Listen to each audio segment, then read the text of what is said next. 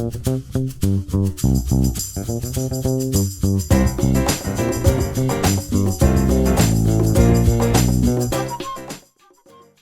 우리는 지난 시간에 빅뱅 우주론에 대해서 배웠습니다. 우주가 형성되고, 빅뱅으로 우주가 형성되고 약 38만 년 동안 원자가 만들어지는 과정에 대해서 얘기를 했었죠. 그 다음에 그런 빅뱅 우주론을 뒷받침해주는 근거로 첫 번째로 무엇을 배웠냐면 우주 배경 복사를 배웠습니다.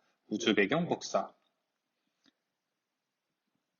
그게 교과서 16페이지까지의 일이고요. 17페이지로 넘어가면 스펙트럼과 우주의 원소 분포 해가지고 뭐라 나왔냐? 우주 배경 복사뿐만 아니라 우주에 존재하는 수소와 헬륨의 질량비 3대 1도 빅뱅 우주론을 뒷받침하는 강력한 근거이다 라고 했습니다. 그러니까 빅뱅 우주론의 증거로 우주 배경 복사도 있지만 무엇도 있냐? 수소와 헬륨의 질량비 3대 1도 있다라는 거죠. 3대 1. 수소와 헬륨의 질량비 3대 1. 그러면 수소와 헬륨의 질량비 3대 1이 왜 빅뱅 우주론의 증거가 되냐? 교과서 밑쪽으로 17페이지 아래쪽으로 내려가면 자료실에 이런 얘기가 있죠. 빅뱅 우주론에서 추정한 수소와 헬륨의 질량비가 있습니다.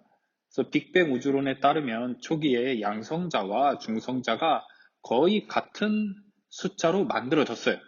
거의 같은 숫자로 만들어지는데 온도가 낮아지면서 중성자가 양성자와 전자로 분계가 됩니다. 이게 무슨 얘기냐면 양성자라고 하는 것은 플러스 전하를 띠는 입자고요. 중성자는 전하를 띠지 않는 입자입니다. 그래서 보통 양성자는 P라고 표시를 하고요. 중성자는 N이라고 표시를 합니다.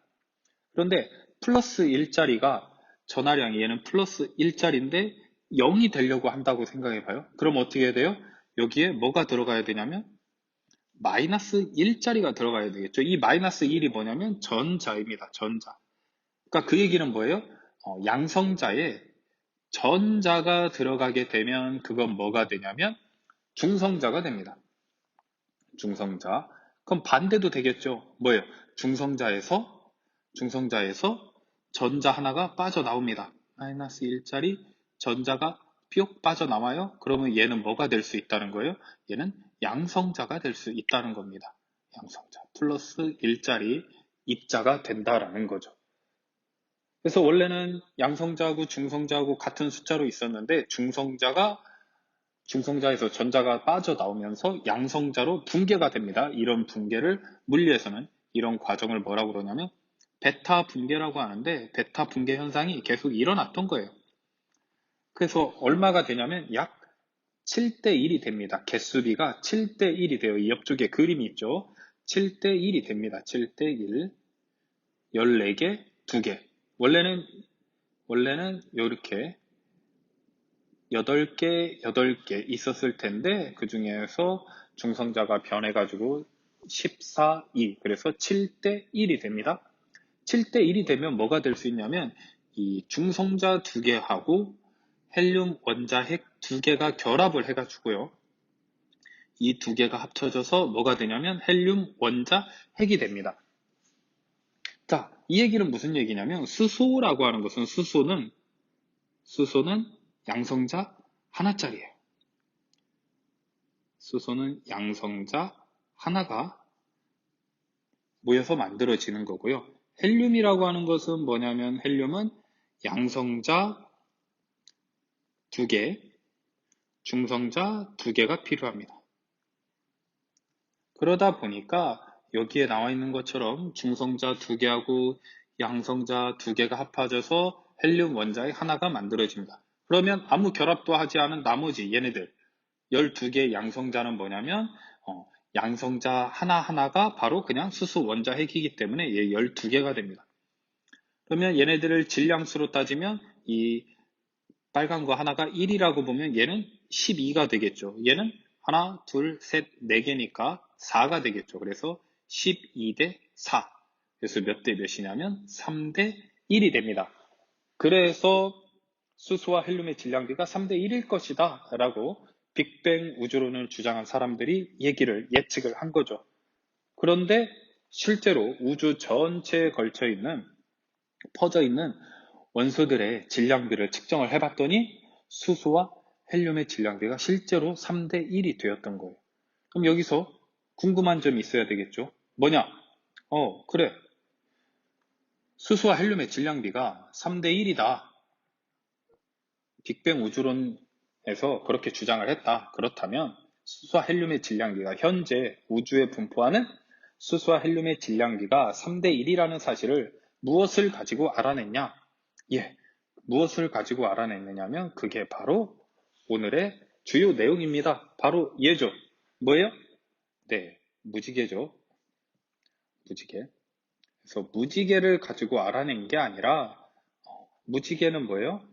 원래는 백색광이 들어왔는데 이 물방울에 의해서 이 빛이 분산이 된 거죠. 이렇게 흩어진 거예요. 흩어진 게 무지개인데 이렇게 빛을 빛을 퍼뜨려 놓은 거 이런 걸 갖다 뭐라고 얘기하냐면 스펙트럼이라고 얘기를 합니다. 스펙트럼. 그러니까 길을 가다가 실제 무지개가 아니라 무지개 빛깔의 무늬를 보게 된다면 우리는 그거를 스펙트럼을 봤다라고 얘기를 할 수 있겠죠. 다시 결론을 얘기하자면 우주 전체에 걸쳐서 수소와 헬륨의 질량비가 3대 1이다. 3대 1인데 무엇을 가지고 알아냈냐? 바로 스펙트럼을 가지고 알아냈다. 무지개 아니에요. 무지개로 알아낸 게 아니라 무지개 같은 스펙트럼으로 알아냈다라는 겁니다. 스펙트럼. 스펙트럼에 대해서 조금 더 설명을 하자면 이렇게 얘기할 수 있습니다. 학습지에 있는데요. 스펙트럼이라는 것은 뭐냐? 빛을 파장에 따라 분해한 거예요. 근데 놀랍게도 이 파장에 따라서 뭐가 달라지냐면 빛은 색깔이 달라집니다. 색상이 달라져요. 빨간색은 파장이 길고요. 그 다음에 이제 보라색이죠. 빨주노초 파남보. 그래서 보라색 쪽은 파장이 짧습니다.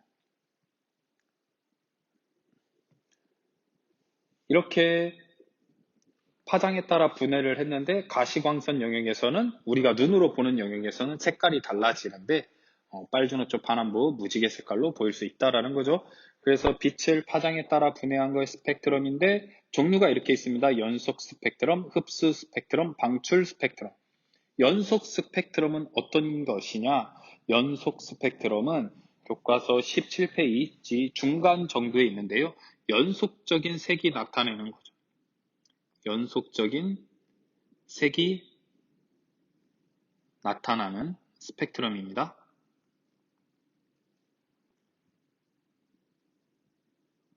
스펙트럼이 연속 스펙트럼이고요. 흡수 스펙트럼은 뭐냐? 흡수 스펙트럼. 일단 흡수 스펙트럼하고 방출 스펙트럼은 얘네는 합쳐서 뭐라고 하냐면 선 스펙트럼이라고 합니다. 선 스펙트럼. 그 얘기는 뭐냐면 연속적이지 않고 선으로 나타난다는 거예요. 선. 그래서 일단 흡수 스펙트럼은 뭐냐면 흡수 스펙트럼은 흡수선이 나타나는 스펙트럼입니다. 흡수선.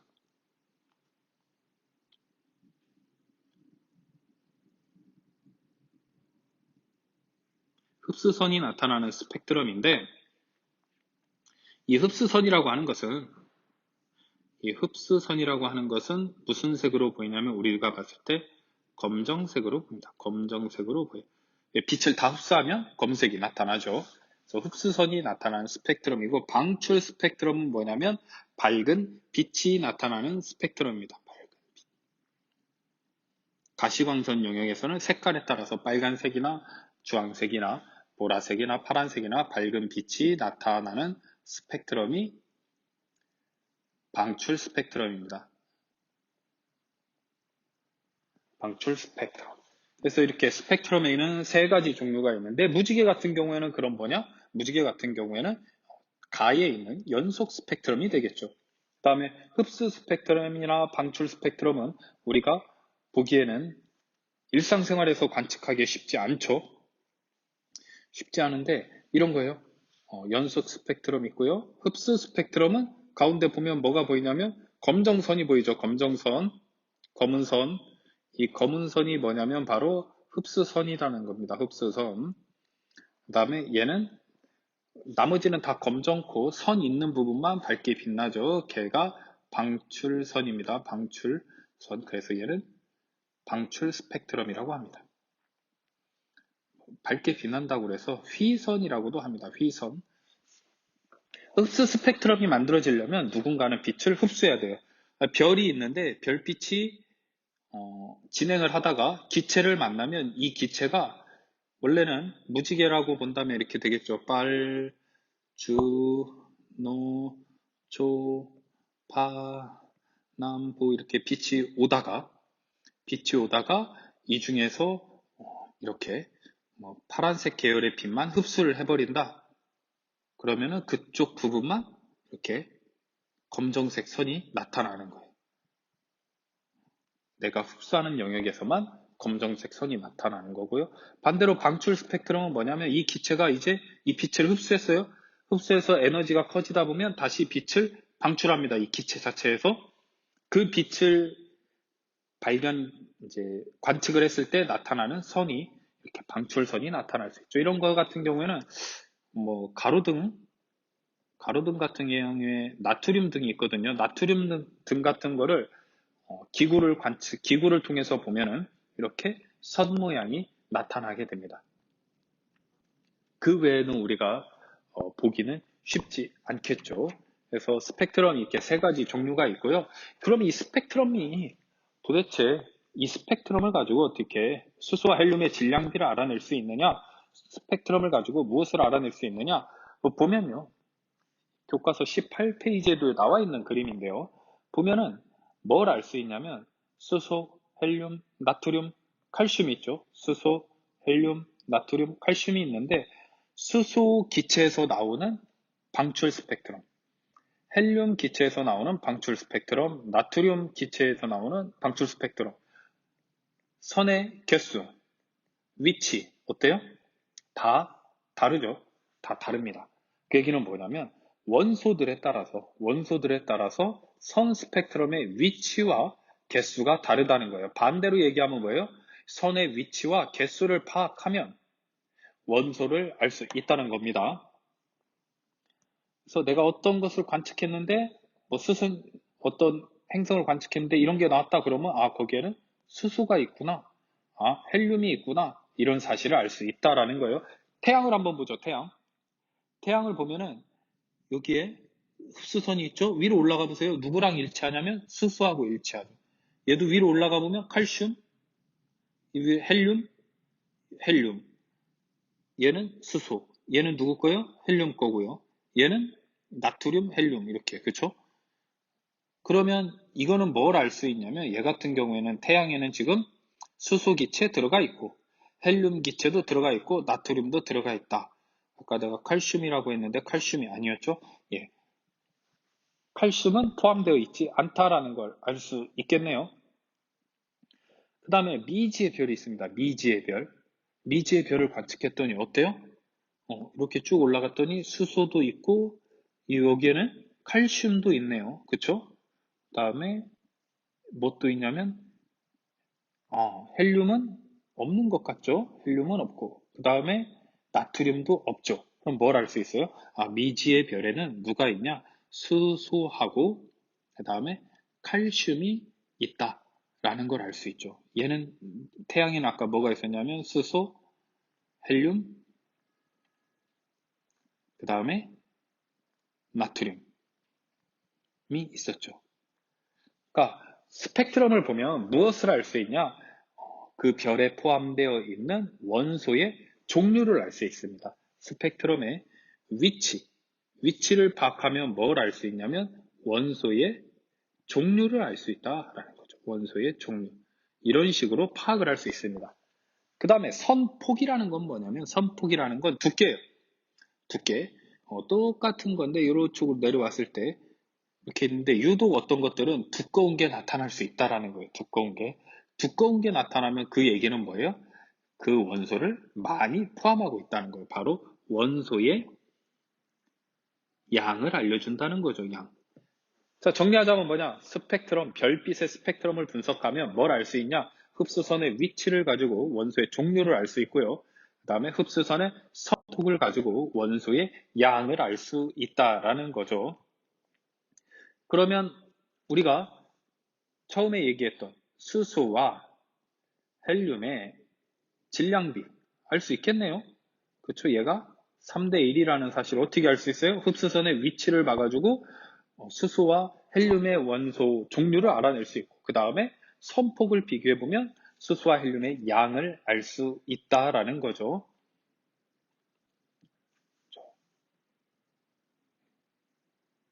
그 다음에 예시로 나와 있는 겁니다. 수소하고 탄소의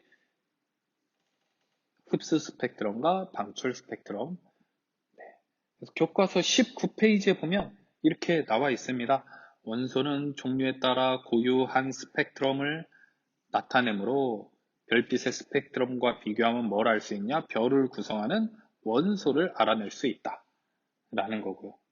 그 다음에 흡수선의 세기는 그 별을 구성하는 원소의 밀도에 비례한다. 따라서 흡수선의 선폭을 비례하면 원소의 질량비도 알 수 있다라는 거죠.